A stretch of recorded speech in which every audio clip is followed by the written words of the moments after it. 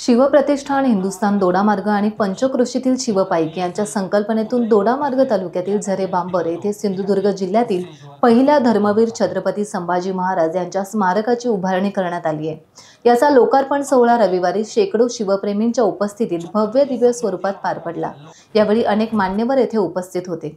काही दिवसांपूर्वी शिवप्रेमींनी धर्मवीर छत्रपती संभाजी महाराजांचा पूर्णाकृती पुतळा रातोरात उभा केला होता।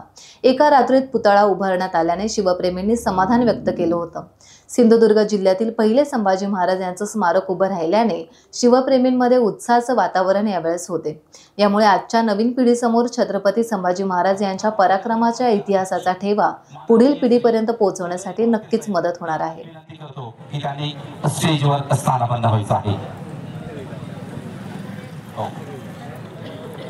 आजच्या या छत्रपती संभाजी महाराज टाइम्स डिजिटलला लाईक करा, सबस्क्राइब करा, शेअर करा आणि बेल आयकॉन दाबायला विसरू नका। पाहत रहा टाइम्स डिजिटल।